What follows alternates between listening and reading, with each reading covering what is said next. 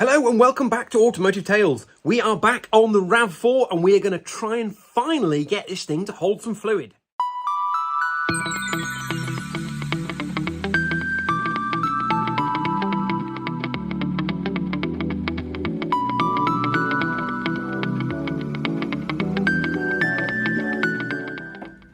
Yeah, always useful to get professional help on the projects you still haven't finished.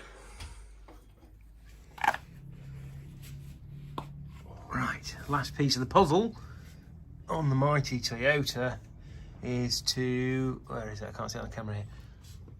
Fill the drain plug.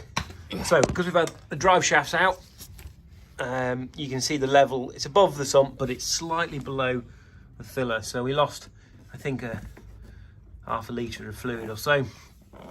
So now we've got a fun job of trying to squirt fluid into the gearbox, which is always fun. With a bit of luck, should be it.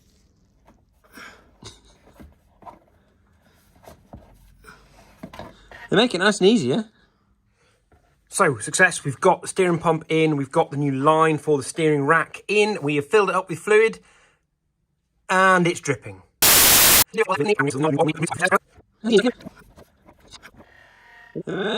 it nice and easy, yeah? Son of a... So you can see the new hose here, and before it looked like it was leaking from where this hose goes into the rack, but it was so dirty before it was quite difficult to tell. Nipped up the other one here, cleaned it all up and it seemed okay.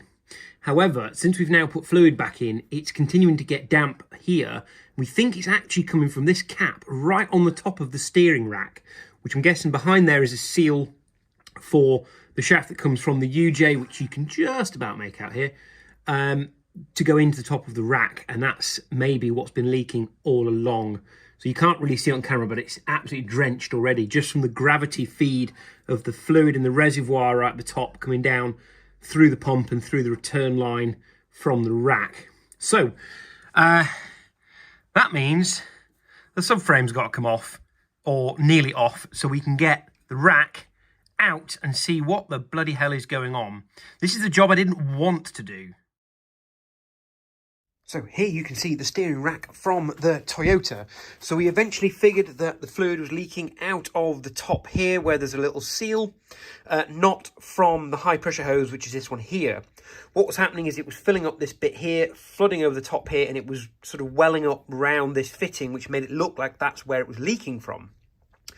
So after having spent a load of money on a new pump and a new high pressure line, it turns out the actual thing at fault was that little £3.40 seal in there. And that's £3.40 delivered. So yeah, that's a little frustrating. But it appears to be fluid tight, which means that can now go back in the car. Obviously, this is the old high pressure line. But the reason that is here is we're testing to see whether it's actually sealed or not.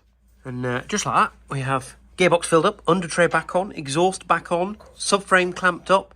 Last thing to do now is put split pins in the end of the castellated nuts on the steering, what would you call them? Track rod ends. Track rod ends, thank you very much. And then we're about done. Actually have a working Toyota, although we currently have to boil some batteries because we maybe left the door open on this last time we were here. So it has 1.5 volts, which is good. That, my friends, is...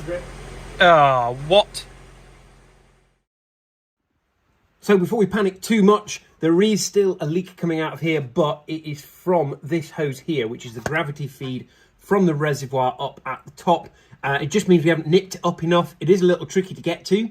We've nipped it with the crow's foot spanner as much as we can from here.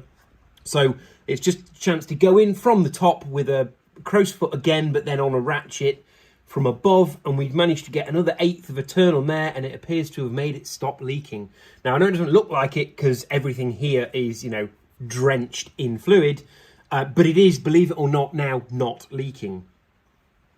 So, home time, I think.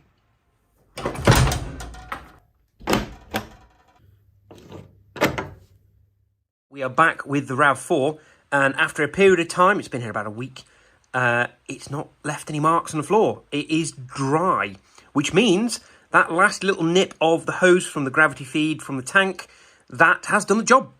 So, now on to sorting the other UJ gaiter that I've been ignoring over here, and then actually clean the dang thing. But first, we are back to this side to do a new gaiter. So, I'm going to get the torch, hold on. And there is the offending article. So you can very clearly see the crack in that gaiter. So while it's not currently leaking, that will never pass an MOT.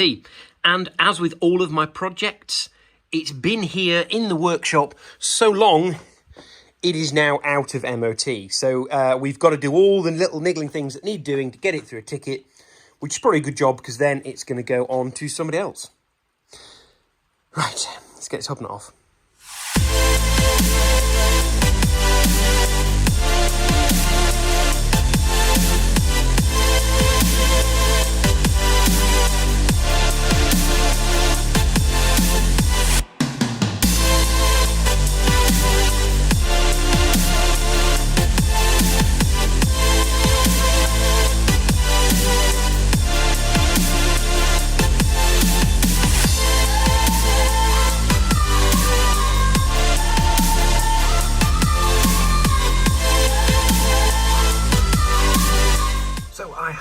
Successfully liberated the drive shaft from the hub. All I need to do now is get the gaiter ready to go on.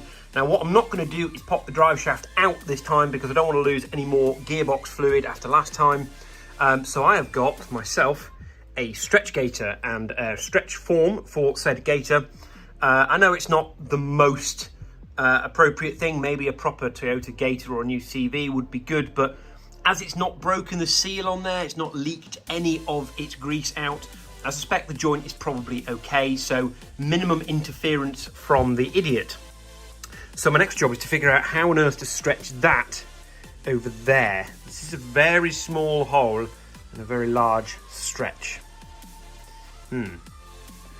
So first job is to get all of the dust and muck off this before we start trying to stretch the gaiter of it. And a little bit of warmth won't harm when it comes to stretching it. The next job will be to dry this all off and then put a little bit of grease on it, which, yeah, get your minds out the gutter. Okay, so next job is to cut off the gaiter, give the joint a good clean and get it ready for sliding the new one on. So this is the messy job I hate.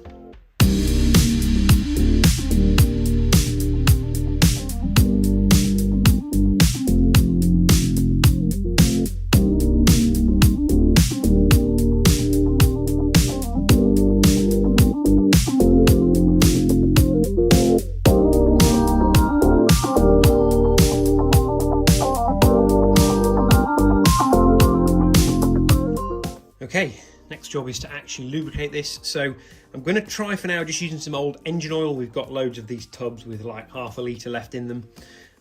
So I'm going to grease up the outside of this and then grease up the inside of this, which eventually has got to go over there, which is a bit interesting. So here goes.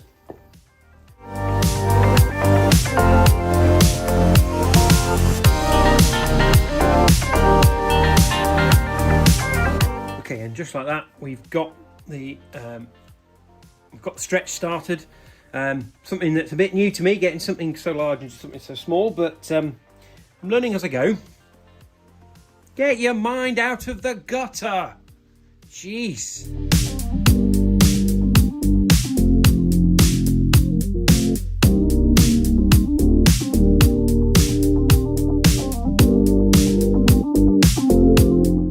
Okay, so I paused the time lapse. I had to cheat a little bit. The very first bit of the gaiter here was actually quite a bit bigger than the smaller bit we need for the drive shaft. And the outer bit here, and you can't tell that's the outer bit and that's the inner bit, but it is, was also too big, so you can probably see the remnants of that one over here. I've cut that off because it is a cut to size one. Now the problem I'm getting is this cone is quite a bit bigger than the gaiter and the CV joint is designed to go over. I'm struggling to get it much further than here so that I can pop it onto the drive shaft.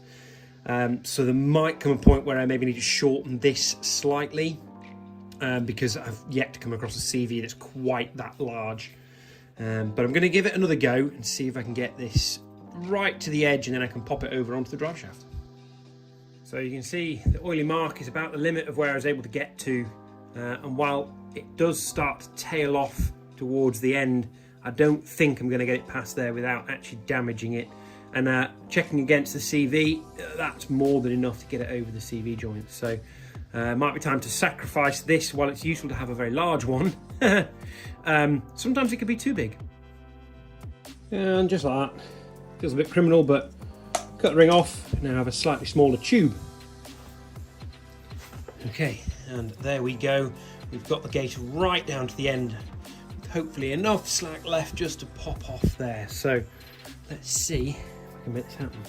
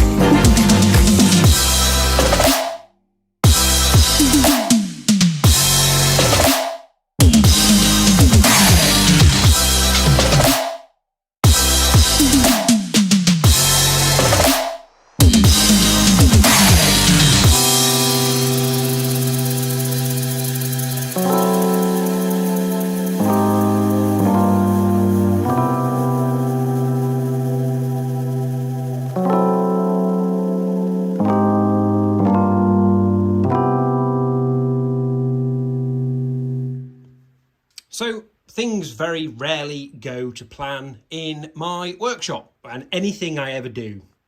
So this has split at the very last moment, just as it was reaching the end of the tube. Bang, split in two, just like that. Now that's probably because we've had 2 or 3 goes at getting it on, but that is very, very frustrating. It's not even split on the seam. It's decided to create a whole new, very perfectly straight seam, and it's gone. And it's bank holiday weekend.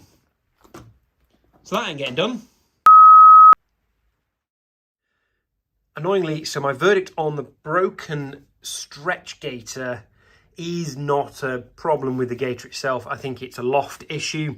So lack of talent. When I chopped the end of the extender down, didn't make a super smooth edge here. And as I ran my finger around it, I did feel a little burr. And I wonder whether it's hit that burr as it's gone over the edge and that's just split it. So I have taken my little stretch cone and I have made a drill attachment here. So it's got a 90mm socket hex thingy on the end. So I could spin this in the drill against a piece of sandpaper, and I now have a nice silky smooth edge to this. So I'm going to have to go and buy another stretch gaiter, but I now have a device which is the correct size and no bigger at all really, and nice and smooth. So hopefully next time it'll go better. Suppose it leaves me with one job. Clean the dang thing. Yay!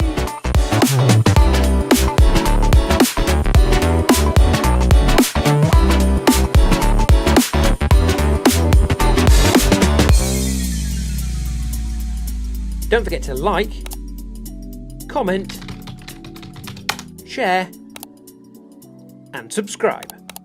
Thank you for watching.